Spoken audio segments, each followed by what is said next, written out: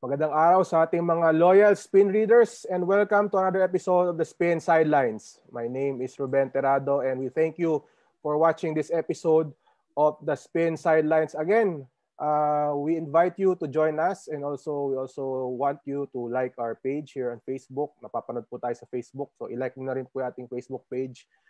We are also seen on YouTube on demand, so i-like nyo na rin po yung ating YouTube channel as well as subscribe to our channel and then click the bell button na rin so you could be notified pag meron tayong bagong content. Anyway, MPBL po tayo ngayon at dahil po kamakailan ay nalaman na po natin yung champion ng ating Lakan season. It was held in Subic, nagkaroon po sila ng bubble and we have with us one of the coaches of the Davao Occidental Tigers. Is actually the head coach of the team. Previously, naglaro din siya sa PBA. He also had a stint with the ABL. But now, he is the champion coach of the Davao Occidental Tigers. Ladies and gentlemen, Coach Don Dulay. Coach, good day to you and welcome to our episode of the SPIN Sidelines. Good evening to all the SPIN viewers. Thanks for having me. Yeah, and Coach, first of all, congratulations. What an accomplishment for you and for the rest of your team. So far, how's the past few days for you, Coach? Oh man, I'm still taking it in. It was a true blessing for our team, and we're still soaking it in. We still haven't because of the bubble, we haven't got to celebrate with the whole team, especially our team owner. But hopefully soon we can celebrate with everyone. Yeah. Coach, some general thoughts about winning the championship. I know it's been a really long road for you guys. What can you say about winning that championship and avenging that loss to San Juan in previous season? Yeah, it was big for our organization. We waited a long 2 years. This pandemic hit us. Even before the pandemic, we were focused. Even in that series with Basilan, that was a tough series. I wish we could have finished that. But that wait, 2 years, it got us. A lot of us were impatient, but at the same time, we kept our focus, and when the time came up, we were ready. We are with MPBL champion Coach Don Dulay. And Coach, before we go to the season that was for you guys, let's talk about what made you go into coaching, specifically with Davao. Of course, we know you were an assistant coach with Rain or Shine, but what made you decide to join Davao as the head coach? What happened there? Well, when I was assistant coach at Rain or Shine, good friend of mine from LA, his name is Merman.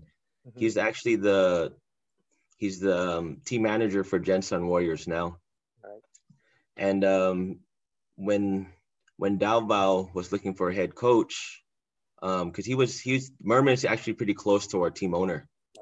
All right. He brought up my name to Davao and they called me right away. And at first, I didn't have no like thoughts of being a head coach. I was a skills coach, and that was my focus. That was my passion. To this day, that's still my passion.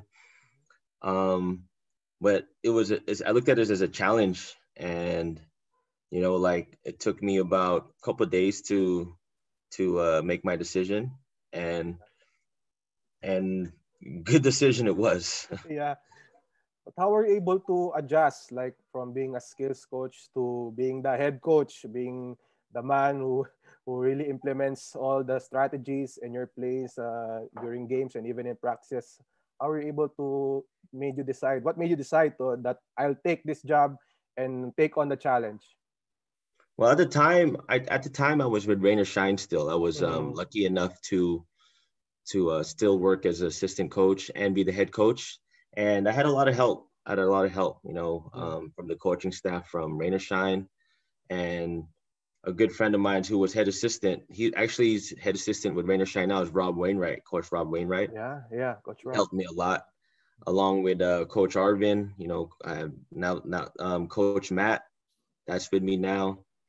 Coach Manuel, my whole coaching coaching staff, they helped me a lot.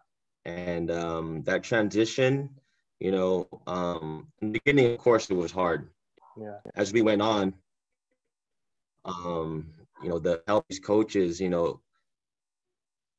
like we had a preseason tournament in Jensen for MPBL. And that was my first actual like head coaching stint. Yeah. And I remember we only had 2 days of practice. I remember I was holding the board for the first time and I was actually shaking. I can see the assistant Coach Arvin, Bon Geron, he was actually laughing at me, and it was a good experience, it was a good experience. You look at it, it was only 3 years ago. Yeah. It was only 3 years ago. So I went through a lot. I went through a lot already as a head coach. Yeah. Coach, speaking of going through a lot, your first season was kind of course, heartbreaking to say the least. Of course, you lost that very dramatic championship. You lost at home against San Juan. Coach, how tough was it? And how was the locker room like after losing that very emotional game? Oh, man.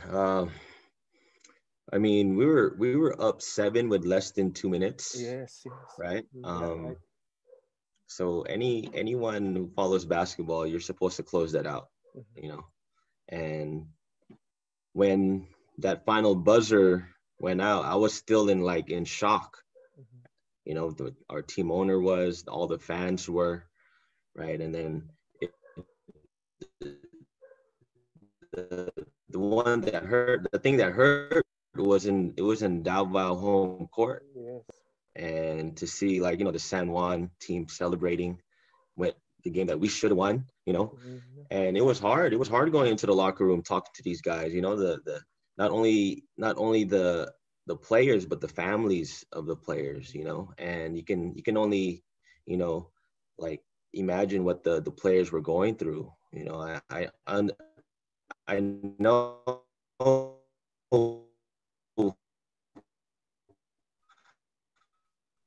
a lot of the players got a lot of, backlash. 2 nights ago, there was a lot of emotion on the court because of that game. Yeah. But yeah, it was hard for us. It was hard for us as an organization. But was it something like when the next season came, was it something like was it a motivation, a battle cry that we want to go back to the finals, we will do it again? Was that something that was on your mind, or were you just taking it one day at a time, one game at a time? We were taking it one game at a time. We didn't want to look too far ahead because, new season, a lot of the teams got, beefed up. They got a lot better. So we couldn't, say automatically we'll be in the finals. We knew it was going to be a challenge. But, we had, like veterans like Marky, Bon, they have good attitudes, especially after that game 5 in San Juan, in Davao when we lost. Yeah. They knew we did a good job, They knew we did a good job. We just gotta, we stayed in it. We stayed focused, revamped, the management trusted us. And, we got some key pieces and we were able to compete again and make it to the finals and then win it. Yeah. But of course, Coach, before winning the championship, even though you were the top seed in the elimination round, it wasn't really easy because in the first round you were forced to a game 3 by Bicol, and then despite a sweep by Zamboanga, you still had to win game 2 against Basilan to force a game 3. So how was the season like for you, like in the playoffs? How tough was it? It was really tough. Traveling is it's not easy. It takes a toll on the player's body. But like you said, Bicol was tough. Alday, Buenafe, they were a really good defensive team. They gave us a hard time, but actually prepared us for Zamboanga. Pasool, Santillan. That was a tough team. They were young, energetic, and we didn't even have Mark because he was injured. He had a ACL, MCL at the time. So, we were happy to get through them. And then with Basilan, they were Bolanadi, Jas Batista, Dumapi, Gabot. They were tough. You know, and you know, I know people would want to see us finish that series. I would want to finish that series. Yeah. You know, hopefully next year we get to have that that same series. Yeah. And then, Coach, days after you won against Basilan, of course, the pandemic came, the league was postponed. Coach, what was the mindset of your team knowing that you were a bit very, very close to a finals appearance and then this came? What happened when the pandemic came? Well, we didn't expect it to last this long. You know, we Yeah. expected probably a month at the most, you know. Yeah. Mm-hmm. And then once 1 month went, you know, we were doing Zoom workouts as a team. Mm-hmm. You know, we did that for like 5 to 6 months because we just wanted to stay ready. You know, we wanted to stay focused. And then, you know, when it started like looking like we didn't know and like nobody had an answer, you know, everybody started getting impatient. You know, it's a waiting game. We didn't know. So that was the challenge, keeping the guys, you know, first you got to keep them in shape, keep them, you know, mentally focused, you know. So that was hard for us. That was hard for us. That's why when we won the other night, it felt so good because it all paid off. It all paid off. Coach, when you entered the bubble in Subic, how was the condition of the guys? Were you happy with with their like their condition? I know it's tough. You haven't played. You mentioned in one of the interviews after the game that you didn't really play a single tune-up game or a scrimmage for years. But entering the bubble, coach, how was the mindset of the players knowing that you have this chance of again entering the finals? Well, my team was ready. I mean, physically, they were in shape. Yeah. Again, our worry was our timing, our rhythm. Like I said, we haven't played a competitive game in a year, so we don't know what to expect. You know, we were so happy to come out with game one against San Juan. You know, that was huge for us. I think that was a big factor winning that series, was taking game one. Yeah. But yeah, our team was ready physically, but you know, mentally was the challenge. Yeah. But coach, how was the practices in the bubble? How tough was it? Could you just give us an idea how's the bubble life was in Subic? What Well, was your routine there? we only had 2 hours, All right. 2 hours, right? And they're very strict. We can only stay on the court. You know, you have to wear your face mask and face shield if you're not on the court. So, you know, it was a lot different from, you know, our other practices because you can go in before, you know, stay after to get up shots. You have more time. When under 2 hour limit, you know, you have to kind of, you know, see what would be best for the team. And I think executing our plays offensively, defensively, that's what we focused on. Not much like getting reps in on our shots, but more of execution. But how about that game one? What was your expectations? Did you expect that your team will be a little bit rusty? Of course, I think we saw that in the game that both of you, Davao and San Juan, was really out of sync. Did you expect that in game one? Yeah, I expected that. Yeah. Even after a week of not playing, you're rusty already. Yeah. Right. What more 1 year, right? Yeah. Yeah, our shooting percentage was horrible. Yes. Yes. Right? 28% around there. But how about the coaching aspect? Was it also rusty on your part? Yeah, I believe it was rusty. I'll be honest. Yeah. But I have a good coaching staff. You know, Yes. we help each other out. You know, actually, it was only me, Coach Matt, and Coach Manu. It's only three of us. Usually it's six. Yes. But we only had three. But we worked well as a team. Coach, of course, you won the championship. Of course, it's a team effort, but we can't really. There were also a lot of individual players who really played their hearts out there in the bubble. Just want to ask about some of your players, like for example, first up, Kenneth Marcon. I think He was one of the guys who really played very well, especially in the backcourt. He really stabilized your rotation there. And what can you say about Kenneth Marcon and how he played in that series? Well, first, let me start by saying Kenneth Marcon is probably one of the hardest workers on our team. Right from he didn't really play much in the beginning of the season, but through his hard work, he was able to like gain more minutes, and he played big in the playoffs, and we were able to use him on most of the star guards on the other team, like Willinati, Japs. In this series was like Ion, Wilson. He defensively, he's probably the one of the best I've ever seen. Okay, as a coach, even as a player, he quick laterally. He reads the offensive player, like his tendencies really well. But yeah, he played a big part for us in the finals because he played his role well. We looked at him as a big defensive player, and that's what he did. And he was able to knock some big shots for us as well. Yes. Coach, the PBA draft happened when he was inside the bubble. So how was he during that time? Was he like was he still focused for the finals? While how was his mindset there in the bubble during that draft?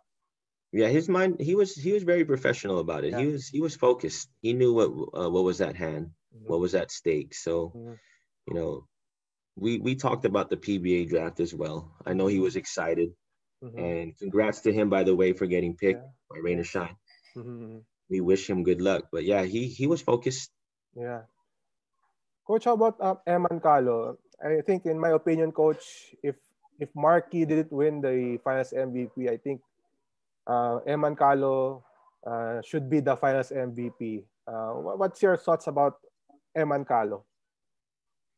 Well, first, I agree with you. If Mark didn't hit that three-pointer, it could have been Emmon. He was huge for us. Yes, and he was very consistent defensively. He was getting 3-4 steals a game. His energy was there, and he had to guard. He had Wilson and Ion as well. He had a tough matchup.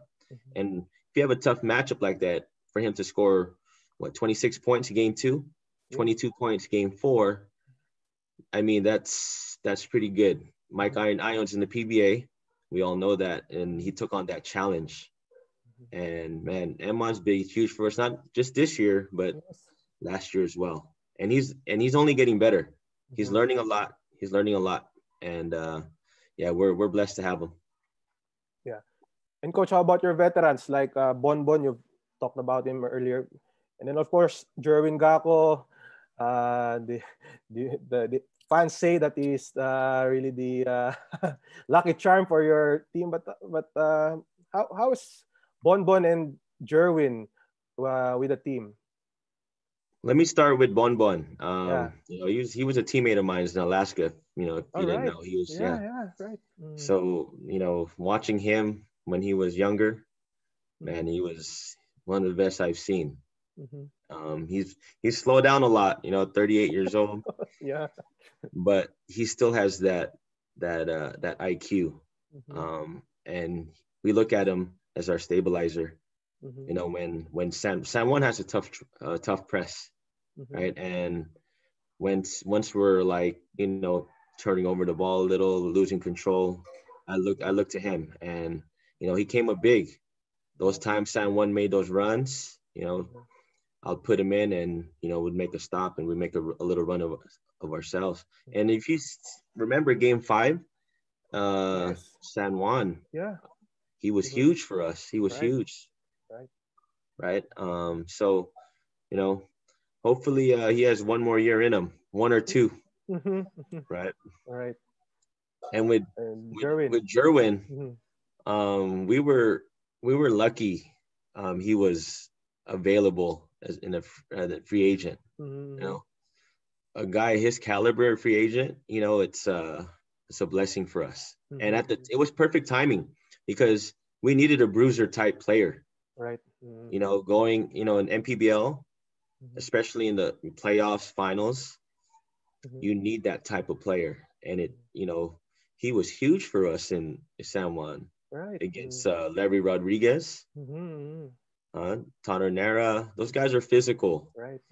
And Jerwin got all of that experience. He's seen it all. You know, he's won so many championships, you know, with Pure Foods.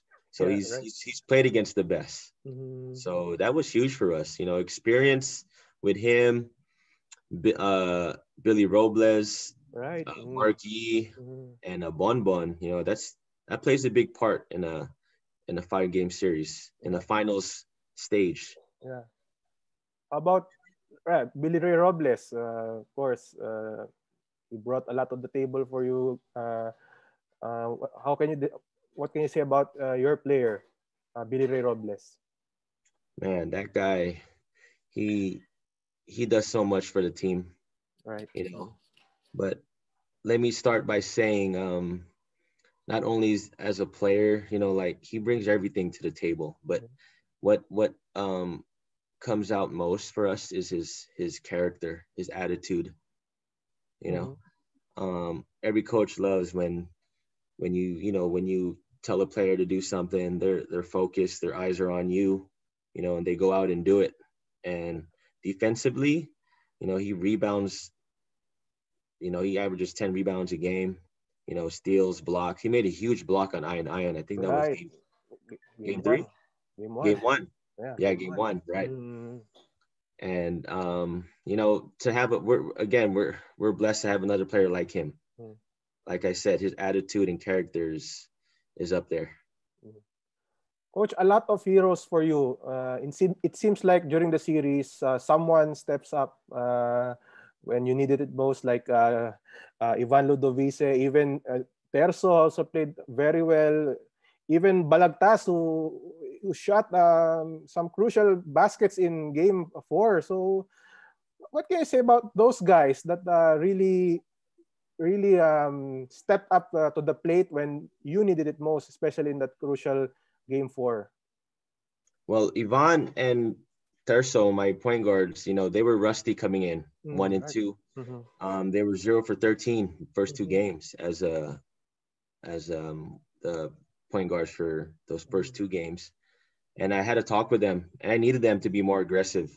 You know, not necessarily scoring, but, you know, attacking the middle, you know, creating for our teammates. And if you see game 3 and game 4, they did that. They did that, and it helped. You know, our offense got a little bit better by them being aggressive. Too bad, you know, Ivan got hurt. I think early in the second quarter. Right. Against, yeah, game 4. Right. So Terso was actually the only point guard because Bon Bon falled out. All right. Right. But yeah, Terso played huge for us that game 4. Yes. Because he was getting pressured by Warmar and Isit, and at the same time he has to, you know, pick them up full court as well. I was scared because I didn't want him to cramp up, you know. I didn't have anybody behind him anymore. So, right. You know, good thing he was able to last. And with Marco, he was huge, man. Right. He was huge. Again, Billy at the time had pulled his groin, right? And I think, yeah, we had some guys in foul trouble, so we had no one to go to. Marco I was actually either him or Chester Saldua, but Chester had hurt his groin too. Right. So, you know, Marco stepped up huge, rebounding, defending Larry Rodriguez. Like you said, he made a few shots, but his defense and energy was made a difference for us. Wow, coach, it was really a team effort for you guys, and of course, we have to talk about the finals MVP, Mark Yee. He hit that crucial shot, but coach, how big was it that he was able to recover from that injury during this your title run of yours? Was he already healthy entering the bubble? he was healthy, but Mhm. from what I understand, he wasn't moving because he was at home the whole time. He probably jog a little, but it's not the same. So when we first started, he had to work on his mobility, Mhm. and we didn't know what to expect. But Marky, he's a fighter. Right. He'll do everything it takes to win. And that game 5, well, actually the whole series, Mhm. he was in good shape. As you see, he was able to last. He had a little few injuries, but he got through it. But coach, how about keeping himself in shape even during the before the pandemic? I heard a lot of stories about him really taking care of his body. Yeah, What's your thoughts about it? if you know Mark, that's one guy you don't have to tell about him keeping in shape, because Yeah. he does that. He's always working out, man. I remember in Davao we were going to the Malita and Right. to go visit our team owner, Mhm. and we are taking a bus up there, and I looked to the side. He's doing a core workout in the bus while the bus is going up the mountain. Right. He was doing core workout, and I was like, this guy. Wow. I mean, and it just shows, like, hard work really does pay off. Mhm. You know, um, and the good thing about it rubs off on our Right. players. Right. Mhm. It rubs off on our players. People see that. He's a true leader. You know what I mean? That's what I'm so blessed to have him as a player. The organization's is blessed, because those are hard to find. Mhm. Those are hard to find. I Right. mean, you want that leader to be a good example to all the younger guys. Markey hit that big 3-point shot and then another defensive stand late in the game to give you the title. Coach, how was the emotions when that final buzzer sounded? We saw on TV uh, almost all of the players, tears of joy. How about you? How was the feeling Man, like? I got the chills thinking about it right now. Just seeing, just all the joy and the in the faces of my players, all those, blood, tears, and sweat. It's been a long 2 years, but we wanted it so bad. We wanted so bad. We wanted so bad for Davao. We wanted so bad for our families. Um, these our everybody, you know, like you see the faces of Emmon, Mm-hmm. Terso, Yeah, Mart, you know, all the emotions, yeah. it's built up from that last series, and Mm. um, we wanted that payback. You know, it's easy to say, that wasn't our focus, but you Yeah. know, as a competitor, as a rematch, you wanted that rematch. Mhm. The way we lost, it hurt, man. It Right. hurt. So yeah, when that final buzzer went off, all that, all that pressure, all that, emotion in your shoulder just came out, and it showed. Right. It showed in all our players. Mhm. Yeah, and coach, and for that, we really like to congratulate you for that accomplishment. A job well done. And coach, before we let you go, what's next for you and for the team? I know there's still a lot of uncertainty, of course, in the world of sports here in the Philippines, but what's next for you guys? We're gonna wait it out and see what the plan is for MPBL. Mhm. Um, I'm sure our organization would want to be back there again. But first, I think everybody's focus is right now is safety. You know, um, this pandemic is, the second wave is coming, and right now we just want to make sure everybody's safe. Mhm. And I'm sure when everything is planned out, more answers will come out. But if MPBL is there, Davao will be back. Davao will be back. Ladies and gentlemen, the MPBL champion coach, Coach Don Dulay of the Davao Occidental Tigers Coco Life. Coach, thank you for joining us. But before we let you go, Coach, chance for you to say perhaps a message of thanks to your fans, your supporters, your players, your sponsors. Coach, go ahead. To all the fans in Davao, especially in Malita, thank you for all the support. Hopefully we can go there and celebrate with you guys soon.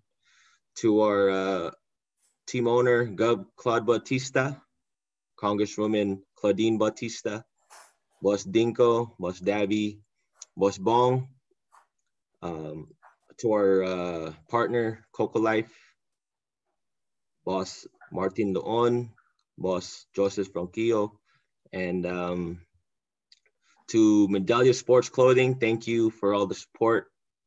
And to my family back home in LA, to all my brothers, my mom, this was for you guys. Thanks for always supporting me. And to my family here in the Philippines, my wife, my son Gavin, my son Dylan, I love you guys. This championship was for you guys. Coach, again, thank you very much for joining us, and we really congratulate you for the accomplishment, and hopefully more championships to come for you, Coach. Oh, thank you. Thank you. Thanks for having me. Yeah. Thank you also for joining us here in our SPIN Sidelines. And dyan na po, nagtatapos ang ating episode ng SPIN Sidelines with Coach Don Dulay. Again, for more episodes, just check our YouTube channel. Kung gusto nyo pong balikan yung mga episodes po natin, nandun lang po yun sa YouTube. Of course, meron po rin tayo sa Facebook. And of course, please support our other videos. Meron din po tayong every Tuesday habit. Every Tuesday, meron po tayong live na discussion, spin POV, as well as yung ating rumor or fact. And of course, that ends our Spin Sidelines episode. We hope to see you again next time. And we thank you for joining us. I'm Ruben Terrado, and this is the Spin Sidelines.